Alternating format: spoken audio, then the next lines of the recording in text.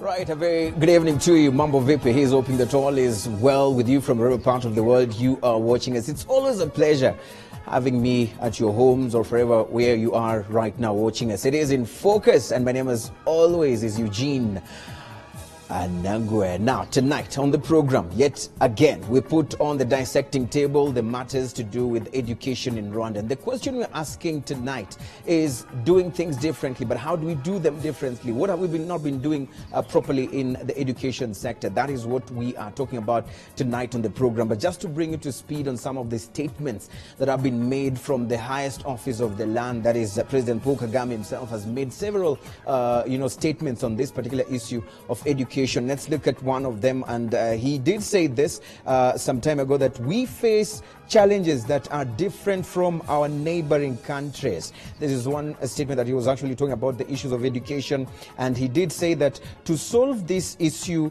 we need to do things differently. We can't afford to live in a comfort zone. This was President Paul Kagame in one of the quotes that he did mention, a matter of doing things differently and not staying in the comfort zone. The Minister of Education was also singled out just a few days ago during the swearing-in ceremony of the new cabinet, and President Paul Kagame did also say that we cannot afford to have people who are supposed to be working together but do not communicate. This must change. Communication, coordination and collaboration are key to building the Rwanda we want. Definitely a very important scenario right here. Also on this particular program tonight, we are putting on the focus or on the spotlight the issue of the 25,000 stipend, which we have some students who are saying that they need it increased because the living conditions have actually changed. We'll look at what some leaders have said about this issue, including the Minister of Education, who did say effective 2015, the allowance will be disbursed in 2 or 3 installments, unlike the previous system, and he actually said that delays will not happen again. It's also important that we should note that even the Senate did make a statement on this matter of education and the status of education. And in February this year, senators asked the government to move swiftly to assess the country's higher education sector to address issues affecting it. And of course, let's look at some of the things that the senators did note that need to be worked on our super screen right here. Let's have a look at the recommendations by the Senate on this matter of education. They did mention or gave recommendation on these issues: the laboratories, industrial attachment, research support, and of course having a research policy. What did they say about the laboratories? This is what they did say, that there is need to actually increase the accessibility of laboratories to students out there. We'll actually look into the program and see if this is actually happening or not. Another thing that they did talk about was the industrial attachment. Very important. Most people do talk about the issue of industrial attachment, and they say that students need to go for industrial attachment. But if they do go to industrial attachments, what do they do there? Is there any follow-up from their teachers, lecturers, on whether they are getting the right training right there? What is the Rwanda Education Board's role in actually ensuring that actually industrial attachment is being followed and students are actually getting what they need to get? This is one thing that remains a challenge to quality education. It was mentioned by the Senate right there. Another issue was the issue of research support. They need to have meaningful research because this is crucial. We have university students, they're supposed to be the engine of coming up with data that policy can actually be formulated upon. And also we need a research policy. We understand that we have some students who fail to get enough support in terms of finances to go about research. So research policy and funding must be initiated. We'll be able to look at this particular issue right here on this particular program with our guests. Let me introduce them right here. With us, we have the Director General of the Rwanda Education Board, Janvier Gasana. Thank you so much for making it on the program. Thank you. Also with us on the program is a university student who is none other than Jane Gahigi, and she's a student of the University of Rwanda. Thank you for joining us. Thank you. And also with us in the program is none other than this gentleman, Alexander Ndamukunda, student at Mount Kenya University. Thank you for joining us. Thank you. Are you okay? Yeah, you seem cold. Are you guys okay? Yes. Should we switch off the AC? Yeah. We want fire, man. Yeah, sure. Let's start with you, Deje, because the president did mention that we need to do things differently. And the Ministry of Education, where you are actually as a key stakeholder as the, the Director General of the Rwanda Education Board, I want to hear from you. When the president said that things need to be done differently, I want you to be honest with us and the country, the people watching you. What are those things that you personally feel you have not been doing correctly that you need to do differently as a Ministry of Education? Thank you. Thank you for, first of all, for inviting us to discuss issues around education. You know that education is a key, is a heart of the life of the country. If there is no a proper education, you can imagine what the country will be in a few years to come. Yes. But as you said, we need to do things differently because African countries from the colonial era, they have been, you know, following the education, that classic education, that can help the learner just to be the servers of those colonialists. And today, I don't think that it's the same education that we need. Is this the context that the president was actually saying? Is that the message you got from him? Is that the context you really took? I think we have been having education all these years. Yes. But the result that we see now, because we are facing a lot of challenges. We are facing a challenge of irrigation, for example, in agriculture. We are facing a challenge of some, you know, proper know-how, hands-on skills in different areas. So now, to be able to have a proper human resource, we need to do things that we have not been doing for the last years. So that's the message I got, and I think that we need to do those things differently right from the start, right from the foundation. I'm talking about the early childhood, then primary, then secondary, then we come with the university after. Yes. So are you really, or someone might argue and say, did they have to wait for the head of state to say this? I mean, is this something that they would have seen as a board, advised probably the Minister of Education, advised the government as a whole, the head of state, that, sir, these are the things that we plan to do differently. We are not waiting for you to tell us to do things differently. Yeah, in fact, we have started to do something. Because here I can mention a change of curriculum, for example. We have been having a curriculum based on skills only. So to learn something on blackboard and reproduce it when a teacher asks you to reproduce it on a piece of paper.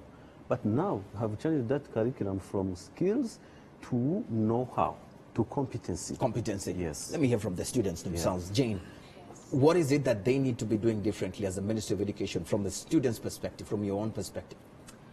What I think, we can do things like other countries do. Not you. Yes. The Ministry of Education. I mean, what do you want them to do differently that they have not been doing? The academic issues, the lecturing, and even like what I think we can do all other countries do, as in curriculum, as in lecturing and other stuffs, but in a different way. Talk to me about lecturing. What do we do differently?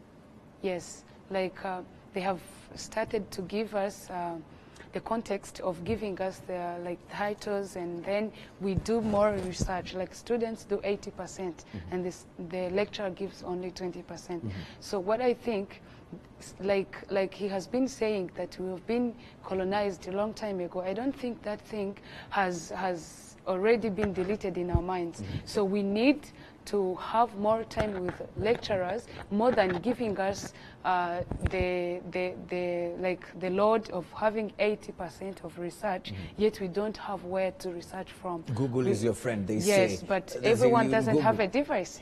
I don't think everyone has a smartphone. So you want more time with the lecturers? I think that can work out. All right. And then we do researches, but based on what lecturers has given. Okay. That's what about you? Yeah, thank you very much first for hosting us.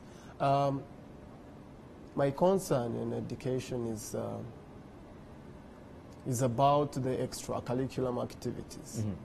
The education, as Deja has talked about it, things are changing. When you compare the education of last 5 years and education in present, it's really different. But there is something that is very crucial that is lacking.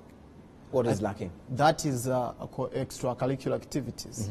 Like you find students, yes, study from Monday to Friday, but there are no other extracurricular activities that will help them to open their minds and think broadly beyond the academics, the lessons they acquire from school. Right. So I think that if they work on that, it will help students to think broadly and really develop on education aspect. Right. Let me hear from the DG, especially on that particular issue. Why is it that schools seem to be at their own liberty to actually plan what they want to do with their students when it comes to extracurricular activities? Whether they want to do it or not, it seems to be that they are on a free will.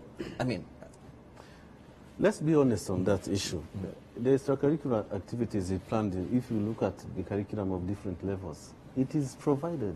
But if you come back to teachers, to deliver, to conduct, to drive that extracurricular activities, that's where the problem is. They don't actually implement. They don't, because a teacher teach the way he or she has started himself. Because if you have been in a system where there's no that extracurricular activities, I cannot expect something to that matter from you.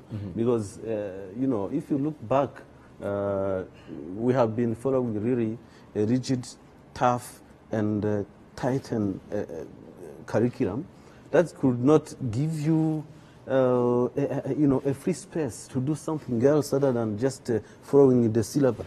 So now we are facing the problem of changing the mindset of teachers of today who have been following that system. So who's going to change their mindsets? How do we do it? I mean, because most of the time people tell me, we need to change our mindset. But I always ask, where is that school where people go and they're taught how to change their mindset? Who will do it? We are doing it. As Rwanda Education Board, Rwanda Education Board, Higher Education Council, WDA, they are all parastatal institutions that are under the Ministry of Education.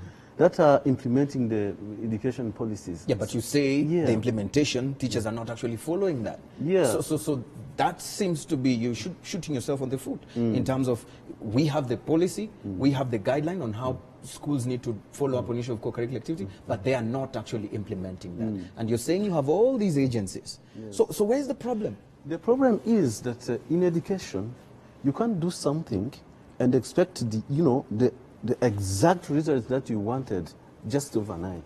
We are doing it already. We are changing the mindset of the teachers. We are training them. We are providing in-service training. But we cannot just expect them the next month they are going to do what we exactly wanted them to do. But the efforts are being made. I think we are projecting ahead and seeing that in 2, 3, 5 years to come, we will be having really a teaching force who are ready to deliver a proper work. Alexander, the DG says you have to wait. Thank you very much. I think what he's talking is really true, but I think teachers are implementing it from maybe the level of REB. It's not easy. But let's look on the movements that are working on that sector. Let's talk about Youth Impact Mission Africa. It's one of the movements that is really trying to implement programs of extracurricular activities. I myself, I started another movement like Speak, Lead, Inspire in my campus. It's helping young people to express themselves, to publicly speak confidently. So what's the point here? And the point is, if referring to what His Excellency talked about collaboration, I think they have to collaborate with these movements that have come up with initiative of supporting in working on this thing of extracurricular activities. This will help the easy implementation of this thing and solve the problem easily. Thank you. Before I come back to Jane, let's just stick to that particular issue of communication, because it's true. The President did say we have institutions that are not talking to each other, yet they have the ability, if they cooperate, they can actually become a formidable force in solving these problems. Is the Ministry of Education one of them, in your opinion? And why aren't you talking to each other as institutions or agencies dealing with education? Yeah, I think we need to see that issue in different dimensions, because I don't think the talking each other, it's just a direct talking each other as people here, but I'm seeing it instead in responsibilities of institutions under Mineduc, what they are doing, because they are interconnecting, you know. They must do something knowing that they are going to feed into someone else's responsibility. I think that's what I understand by talking each other. I think responsibilities must talk each other. We make sure that we are on the same page in terms of delivering toward to a particular goal. So you accept that there has not been a seamless flow of working out responsibilities that actually plugs into the other one's responsibilities? In fact, I can confirm that there's still a very big room for improvement in that regard. And we are ready to do that. Okay.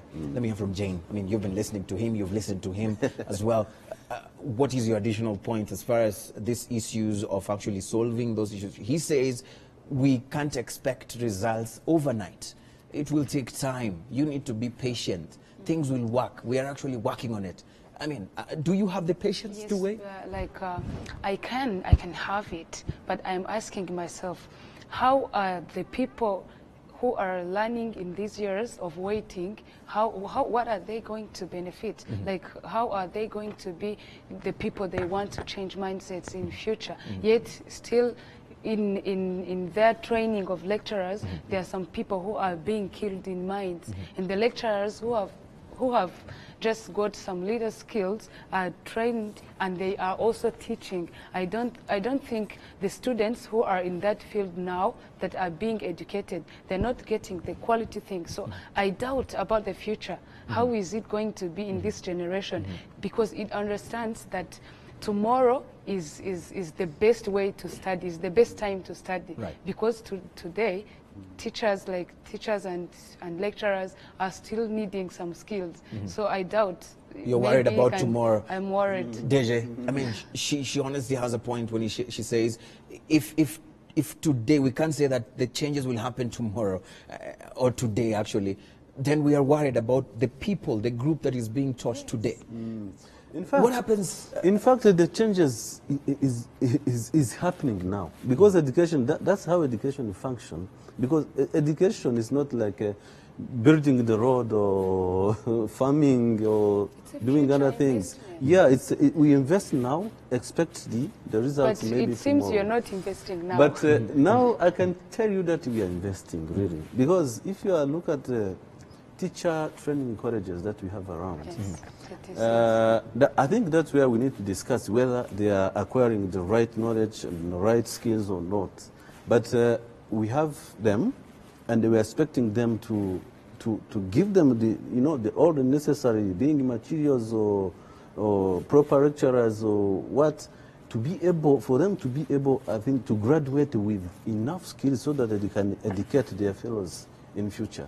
But if you see that what is being done is not enough, that's where we need to discuss better and go deeper and dissect what is not enough. I think what I wanted to mean is that maybe we can get, be it the outcomers or someone else who is skilled, come and teach while other lecturers are being trained. That's what. So you don't want to be trained by a lecturer who's still going through. Yes, if someone is being trained and he's teaching is a future investment. He's investing in me what he doesn't know. So I don't think it's working. I think in education, somebody cannot be trained once and for all. There is a pre-service and in-service training. Yes. So whether you graduated with a lot of skills enough, but you still need to be trained while on job. So I think there's no harm about that, to continue providing the in-service training, because the life is dynamic. People need to be updated on a regular basis, otherwise you can find yourself outdated, teaching something that is right. You want to come in? Yeah, sure. I think supporting Dej, what he's talking about is really true. What is true? So I think education is something that really needs time. And as we are in a changing world, everything is changing. Yeah, but you remember the president did say that, we lost a lot of time. Yes. And right now we have to work extra hard because we have some catch-up to do. Yes. But if we keep staying back and, saying, we know it will take time, we seem to be laying in a comfort zone, which the president says we need to be getting out of. We don't have the luxury of being in a comfort zone of waiting for time. Yes, but the major thing is not, if it's really, if we've wasted the time, it's okay. Then the main point is, what are we going to do? We are not going to tell these trainers or lecturers to give what they don't have. What we have to do is to emphasize on training them, giving them what they will have to deliver to the students. Now, if they are working on that, trying to provide the trainings for those lecturers or teachers, then I think in the future there is no worry of the future. Because if we refer to where we have reached, yes, we've wasted the time, but again, we've reached somewhere. There is a hope, in other words. I think if we work on the challenges available and try to work with the goal to achieve a certain goal, then it will be possible. In a few years to come, you find education is really different. Because I've been checking on a scale, you find that now Rwanda education is offering service to 3.3 millions of people. You can imagine how many people. Like in 2006, only less than 5,000 students were graduating. And if now it's offering to that number, 3.3 millions, then there is hope. Yeah, there is hope, but the argument, Deje, here is that, are we talking of quantity or quality? Yeah. It's a big challenge here, Deje, because where this good lady is seated, there was another lady who was seated there when we were talking about this issue of education, and she did raise a concern of the numbers in universities, in higher learning institutions. The numbers are immense. One lecturer, lecturing a class of 100 students. How do you expect that lecturer to actually go through the research work of each and every of these particular students? I mean, what is the Rwanda Education Board's take on this, and what are we doing about it? Yeah, our take is that there is always a controversial discussion between quality and quantity. Yeah, because it's a matter of choice. Either you chose to remain with few and ignore the big number and deliver the better quality of those few. Or you take the large number and you struggle to give them what you have to give them. So what is Rwanda's choice? The Rwanda's choice, first of all, is not leaving behind anyone. You try to educate as many people as possible. But I'm not saying that we should, agree. Yeah, we should agree that we are going to compromise the quality. No. In education, higher education, for example, there is a set of standards that international standard that any university needs to to follow. So what's the standard on the numbers in a class of lecturers? The numbers, versus to be honest with you, in higher education, Rwanda, universities, not only the University of Rwanda, but also other universities, private universities that we have, we still have that issue of big number, the big classes. And we know that the international standards, a lecturer needs to have a reasonable number so that he can follow each and every one on a daily basis, But in some situation here, it's very difficult to follow 200 students at a time. The sad reality is that this is what is happening. And I think now what one Higher Education Council is doing is trying to give even the right standards, and trying to, maybe you have heard some universities that have been closed and the other, because we are trying now to bringing in the tight standard, and if some universities are being harmed by closing the business, but this is the choice of Rwanda to stick on the standard other than just to please anybody to open the business as they want. Someone watching right now and they go to class, or either as a lecturer or as a student, and they hear you say this, what should they be expecting when you talk of the standards as far as the number of students versus the lecturer, who's supposed to be standing in front of them? I mean, what should they be expecting? Because you say this is work in progress. So what is the number that we are talking of in terms of the standards? What are we going to say? This is the standard. University intake, once you have actually reached this number, As far as the number of lecture rooms you have and the number of students, you have to close the cap. Because we also have private universities which are actually out sometimes to make money.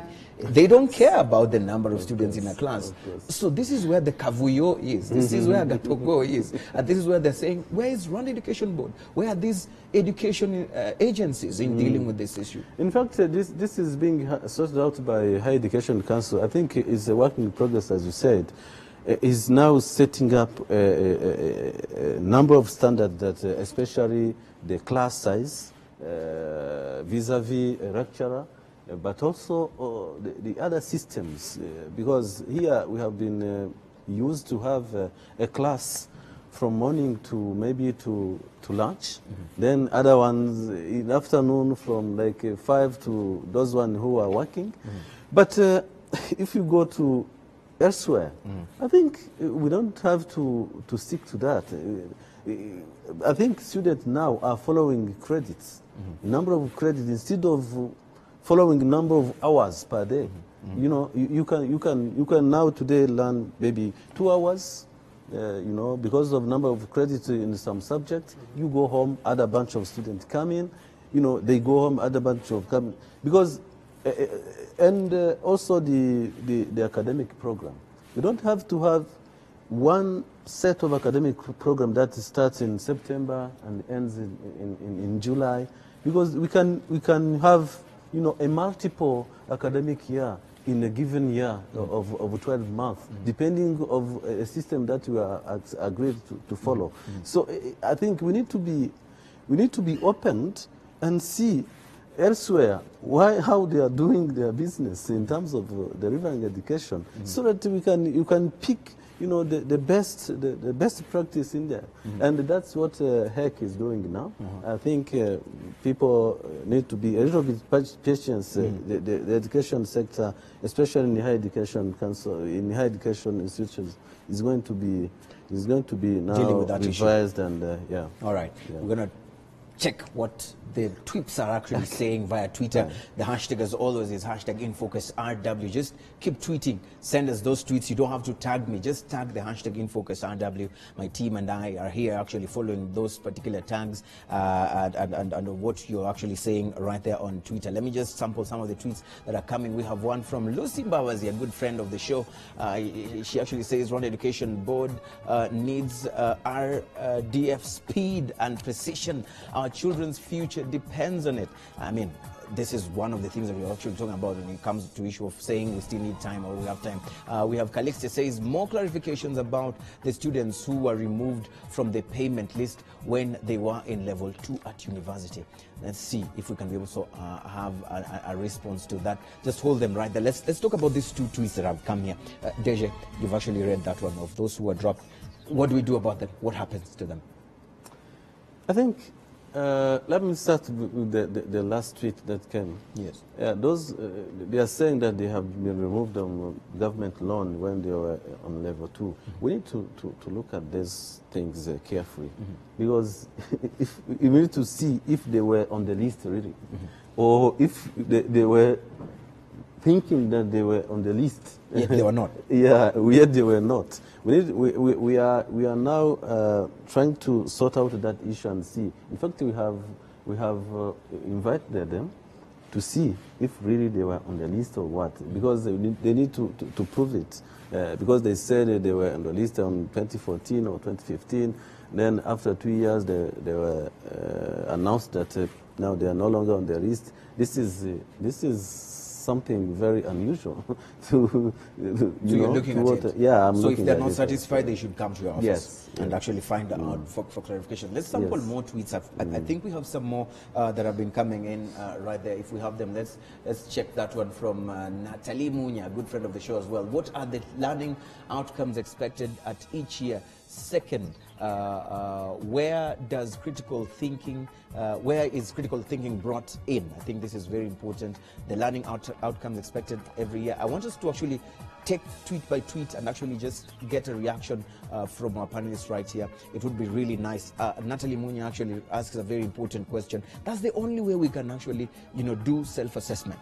Otherwise, we will all be saying, let's just wait and see what happens. So what are usually the self-assessment tests? How do you gauge yourselves? you know, expectation, like this year ending, what were your targets as far as improving the status of education is concerned, the issues that have been raised by the students here? In fact, I say that the issue are being handled there is because we started by changing the curriculum itself, because you cannot do something in Kavuyo, as you said. We need to sit back and change first the curriculum and put something that we need to, you know, that the country in the future become, putting issue related to critical thinking, putting issue related to problem solving, the positive values. All these things are in the curriculum. Time frame. Yes. 3 things that you expect the new curriculum to do for us. Yes. And time frame. The time frame is that we have been giving ourselves in 3 years to deliver that curriculum. And now we are ending the 2nd year. Next year, on January, we are beginning in the 3rd year and the final one. So then after that, we are going to give ourselves the assessment and see really if the set target we give ourselves in the beginning have been met or not. Then if we see if we can fix something or not. But I think we are on the right track. You're on the right track. Yeah. Right, we're going to take a very short break. But before we go, I'm going to ask you one question. There's also been an issue on the table concerning the stipend, the monthly stipend of 25,000. What is your expectation for you? I mean, there are those who are saying it's too little. We cannot actually survive on this, and it actually delays. We are forced to have only one meal, and we cannot survive if it's just 25,000.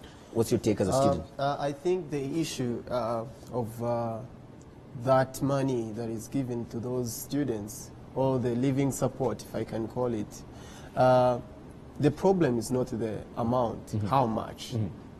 I think the concern should be, is it given on time? Because when you look on all these challenges that we are talking about, they need to be worked on. And it all takes money. So if it takes money, then the quality education we are complaining about won't be delivered, because there is investment that should be put. And if students are saying it's not enough, then how much is enough? Because if you talk to one student, he will tell you enough is 60,000 maybe. Another one says 100. So for you, 25,000 is okay? Is okay when it's given on time. All right, let me hear from Jane. Okay. I mean, will this compromise the quality of education because someone says, I'm studying on a hungry stomach, I can't really deliver? Do you think the 25,000 is an issue? Okay. I don't think that the problem of learning is hungriness. I don't think it's so. But when you look at the 25 penny they gave, 25,000, and you look at the current market, I don't think it matches. You can't tell me that on 25,000 you can rent a house, you can eat the 2 meals of a day, and maybe plus the breakfast if offered. I don't think the 25,000 per month can be satisfied. Maybe it's not enough. I think. He has said I need more. Let me hear from you. I mean, if they promise to increase it, you will actually sit on the side and not take the increment. In fact, the first issue of delay, I can confirm now where I'm sitting here that issue is no longer. It's there. Yeah. It's there a bit. It's there a bit.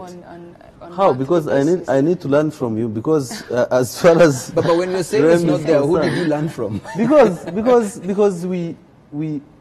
Rwanda Education Board that delivers that pays that money through BRD, and the BRD pays directly to the account of the student. It's no longer passing to the campus, then the campus to the student. No, from BRD to students. There is a small change, but it's not yet effective. So now you are telling me that, like now we are on, now you are in vacation. But for example, in January, you can tell me that the money of January can come in March, something like that. No, or no. Yeah. It's not that. But they can give like 3 months or 2 months Yes, in at a time. advance. Yes. And they give it in advance. Yes. And I don't think money is not something you can keep for a month. I don't think You it's see, it's the okay problem to keep is not the a money. delay. The problem It is is. how to manage How that to No, manage it. even delaying a bit. Yes, I want you to hold your thought. Let's take this very quick break. Let's see what we can do in the course of that particular break. Of course, we'll come back and delve a bit deeper into this matter of the 25,000. Of course, you tell me what is your personal experience from wherever you're seated watching us tonight on matters education here in Rwanda. How can we do things differently? What are those things actually that the Rwanda Education Board and other education stakeholders, plus of course students, teachers, parents, need to do differently actually to change the status of education right in Rwanda? That's what we're talking about tonight. Talk to us. The hashtag, as always, is InFocusRW. See you in a bit.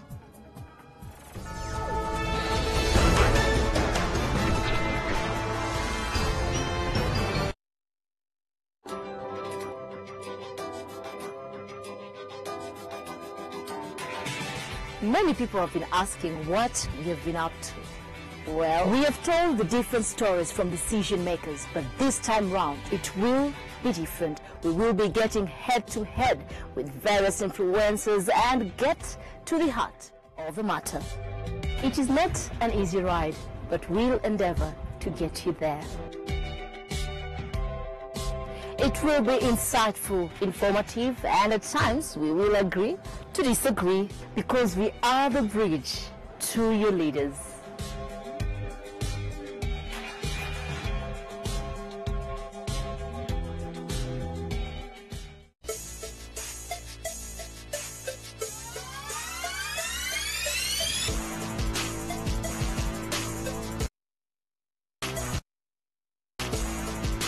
Now that is the smell of a new day, new business ideas, new opportunities, and above all, a new chance to start over.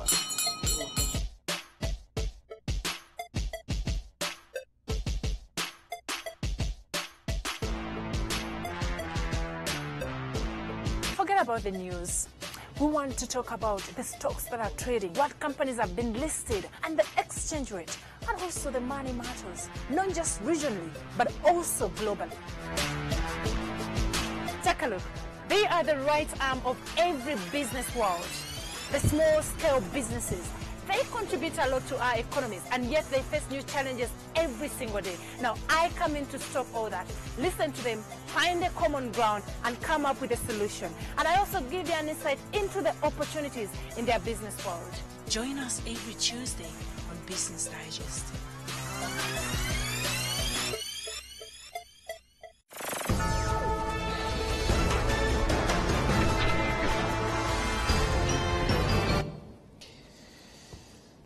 Perfect. Thank you so much, and welcome back to the program. My name, as always, is Eugene Anangwe. We're actually talking about matters education. Of course, it's a very wide and broad topic, but of course, bit by bit, that is what we do on this particular program. And of course, invite you to actually join in the conversation, not just here, but of course, it's a conversation we expect to keep going on for other days to come until we get solutions to these particular pertinent issues that we are having right here on the program. Of course, we have the Director General of the Rwanda Education Board right here with us, and we have two students from the university also here with us. Let me sample some of the tweets that are also coming through right here. We have Biabagamba, who says, quality of education is studying in a conducive environment. Someone registering people at Umurenje, which quality does he or she need? That is what you're asking. Another one from Bruce Armel says, follow-up during industrial attachment remains a big issue. Schools be like, go do it yourself. And I'm more interested in this one, Deja, because when we were starting the program, we did look at what the Senate did recommend. And one of them was the issue of industrial attachment and all those kind of issues. And the concern here is we don't seem to have follow-up. We don't seem to have rules to be followed, or when it comes to releasing students to go for attachment. As this tweet says, go do it yourself. So what are the regulations? What is the policy? What does the Rwanda Education Board do to ensure that industrial attachments really do serve their purpose? Yeah, in fact, I have to to tell you that these kinds of industrial attachment are under responsibility of some other institutions, but we are working under the same roof. I cannot say this is not my business, it's being handled by others. There are institutions called SEB, the Capacity Building Secretariat. Have you ever heard of them, students? The SEB. No, SEB. they have not. The former NCBS, National Capacity Building Secretariat. You know? Sure. Yes, yeah. And also there's the Ministry of Public Service, because the SEB is under that ministry. But also there are institutions like WDA, Workforce Development Authority for Technical and Vocational Training. So that's where, in fact, the focus is for industrial attachment. I'm not saying that other areas don't need the industrial attachment, but Rwanda started with the students who are learning the TVET programs, those vocational trainings. So they are now doing the industrial attachment, but to be honest with you, they are not at the level that we want currently, because the way it's being done now, it's like industrial attachments are given a certain credits. Now a student or a university right to different institutions and to say, we have a number of students, they are in these areas, can you please provide a space for them so that they can come and stay there like 2-3 months for industrial attachment. I don't think that 2 or 3 months for industrial attachment is enough. If you look at the business of any institution, myself, some vice chancellors of universities wrote to me every day asking for me a space for some students in the ICT area, in finance, in other areas. Yeah. But if you look at the, sometimes there are no staff who are ready to, to educate them, to help them how to do things. They become like, people who are just there. If you need something, you can tell them, go and pick me something and bring it to me. And go and somewhere and there. So this is the state of affairs today. And then students seem to be actually on their own. And of course, it seems to be like the attachment, industrial attachment is actually not serving its purpose. So when you sit with your peers, the relevant bodies that are in charge of education under the Ministry of Education, when you sit over coffee during the board meetings or whatever you do, then what do you tell them? What is your contribution as rep in changing this? And what has been the reaction to it? Because you say this is what is happening. It's good that this is what's happening, but so what are we doing to do things differently? We have already started to do something on it, because like me, Director General of the institution, being aware of something which is not proper, I cannot just sit and continue drinking my coffee comfortably. I need to raise my voice on my colleagues. So you've raised the voice. Yes. What have they said? And what they are saying now, they are now changing the way they have been doing it. Instead of just writing a letter to a head of institution asking a space, now they are asking if there is something relevant to the student who are learning this and that, so that they can send that student for a given period of time. And what they need is A, B, C, D. So there are now a number of a set of rules of industrial attachment that's being under the draft now. So that whenever a student comes to my institution, they are coming for a purpose, and very precise purpose. Not just coming there and sitting and waiting what is happening. No, now these things are, believe me, it's under control now, and very soon they're going they'll be fixed out. Jen, talk to me about your personal experience, because we have troops who are saying here that one of the things that needs to be done is actually dealing with the issue of internships. We need to improve the environment. If we want students to actually get that experience, then this has to be worked on. But in the end, we have students who have complained of being exploited by these so-called institutions that are taking them in for attachment. How do you be on attachment for, let's say, more than 7 months, a year? You're still an intern, yet you're doing the job almost more or even better than an employee of that institution is concerned. So how do we also protect these students? Talk to me about your experience. When I talk of internship, I'm like, it shouldn't take much time. And according to my thinking, I think internship is something that you can achieve even during a job, during your working days. So if someone is a student, maybe let's take an example of accountant. He's being in internship almost 5 months, and you can't tell me that someone is wasting that much time. It's not knowledge, because she's not going to get all she needs from that 5 months, and we call it education too. So we need like to give it 1 or 2 months, and then go look for what to do. Instead of being in internship, you are doing the job. You have said that you're doing the job for someone else who should have been in that position and doing it. So what I think, they should give it like short time, like a month or 2 months, and then that very person looks for a job.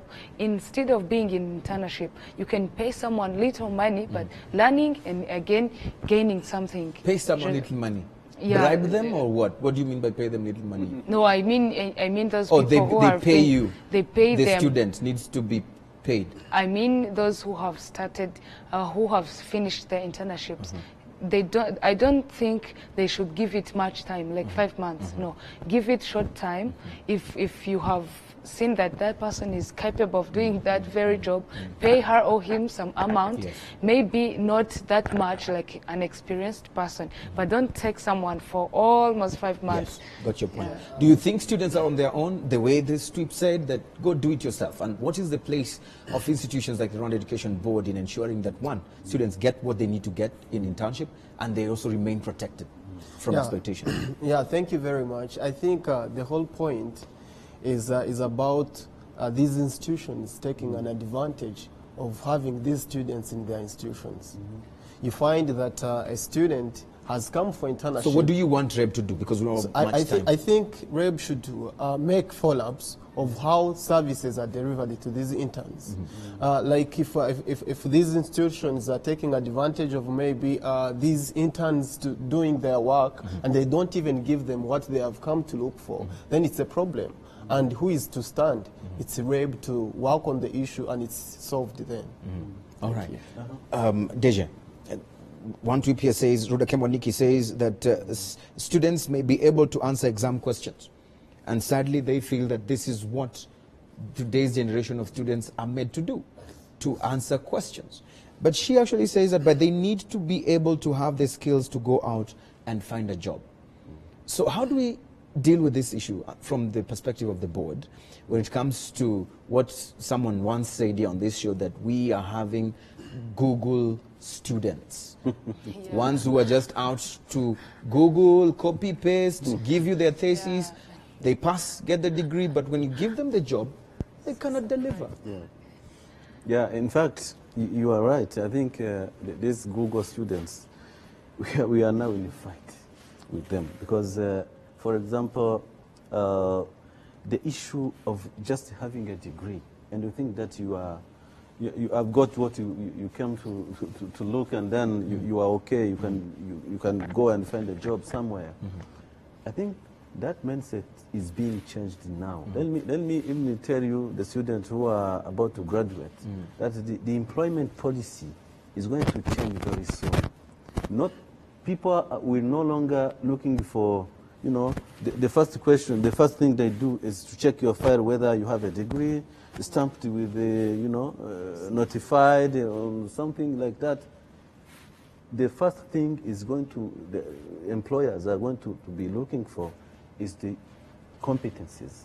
If you are studying the ICT, for example, you came to be the webmaster. You need to design a website first and convince people if you are able to do that job. Instead of that, looking at your degree, you have got it, you are right, that's okay, you can. No. That employment policy is going to change. I think people now will begin to study with that mindset. If I don't know something, it will be a problem to find a job. Right. So someone might say that we're probably dealing with the problem as if we're putting the cart ahead of the horse.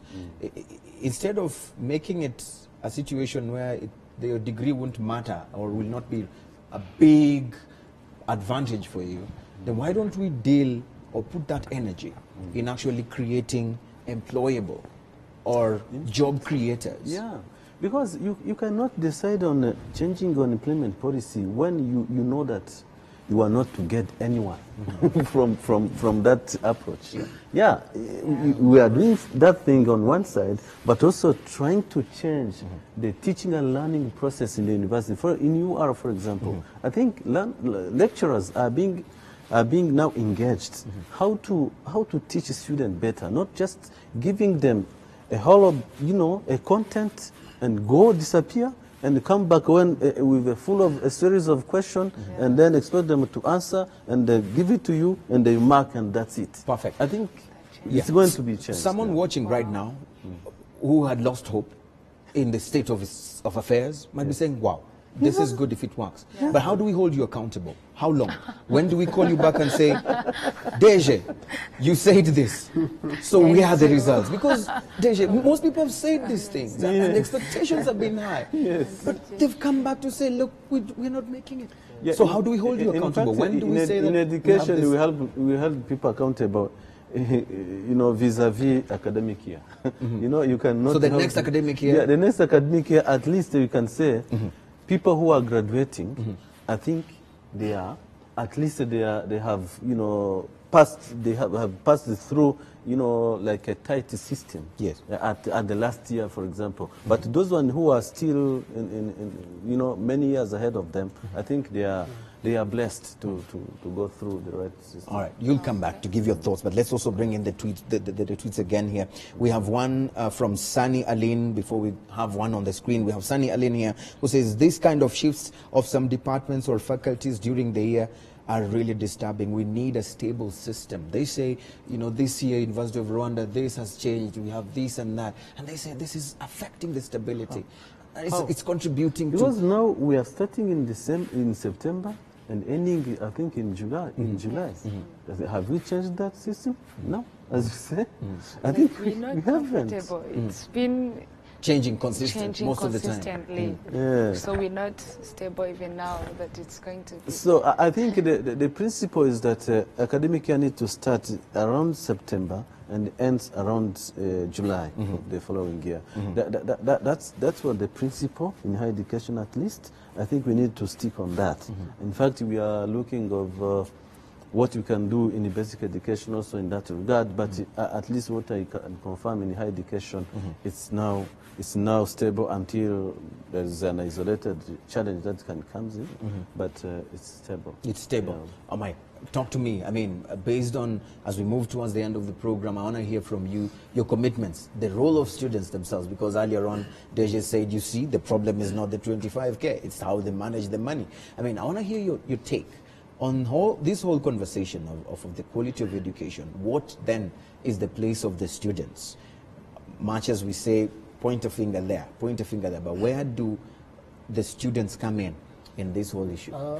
I think we students should put ourselves in the shoes of making things happen, not waiting things to happen. If we are seeing challenges and you have something to do about the challenge, then let's go ahead and do something. If we are talking about extracurricular activities, like if the government itself is not implementing it, but you are not limited as a student to do something that you think can help your colleagues. Like myself, if I started Speak, Lead, Inspire, and it's helping people to develop their public speaking skills and leadership skills, I think it is contributing to education sector of Rwanda. So I think we students shouldn't keep on complaining or putting a blame to a government. Should look into a situation and collaborate, as His Excellency said.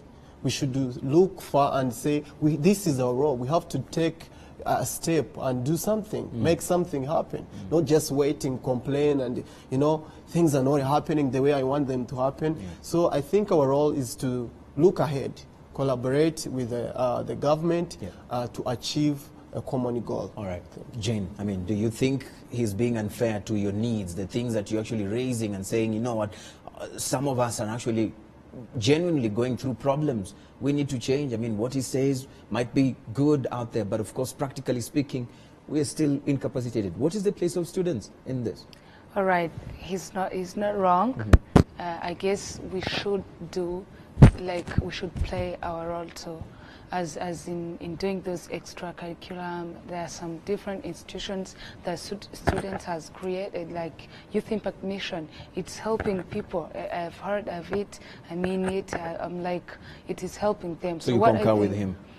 Yes, not 100%, because the habit we have, like how we grew up in education, is receiving what the government has given to us fully, the full support they give. So it's the so-called changing in mindset that students also should take time and think of something else they can do more than that, not only sitting there and wait for something to happen. But what I think, students should put more effort in their careers, because things out here are changing. People are studying economics. When someone goes in information sector, and I'm like, they should focus on what they're studying, do more research as they can, and then and produce something great in their careers. Okay. Deje, I have to finish with you. We have less than 4 minutes to go. Actually, less than even 4, because I'm already being told we need to go. But Patrick Irangunda, I want you, when you're giving your final thoughts or submission, you respond to a bit of this. Ask Deje about the lacking career development services in Rwanda high education. Another one says here that why is it that our universities don't have research centers like in science able to make new cures for diseases.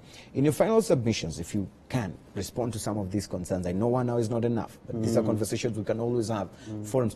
Are you ready as an institution or as a ministry to organize, a public dialogue on education, where we can have employers, students, lecturers, government, policymakers, private sector, to actually have this conversation on finding a way forward? Is this even one of the things on the agenda? Yeah, in fact, we are actually planning this. We have called it Education Summit, where everyone can come in and discuss.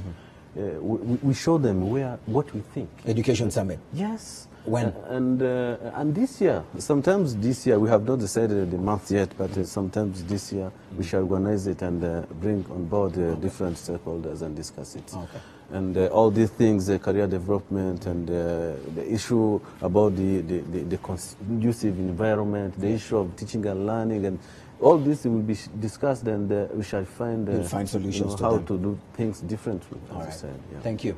This is where we put an end to the conversation here in this room, but it continues on our social media platforms. When I say thank you so much to all those that have been tweeting and actually telling us their thoughts on this particular matter. Jacques says 1 hour ain't enough for problems in our education system. That means we have a lot of issues. As Deje says, probably a national conversation or dialogue on matters education is really needed, and we hope that this will happen pretty soon, and where we can be able to talk about these issues. Keep them coming. InFocusRW throughout the week. Let's keep talking to find solutions to these matters. We'll see you again next time, same place, for yet another discussion right on the program. My name, as always, is Eugene Anangwe. Goodbye.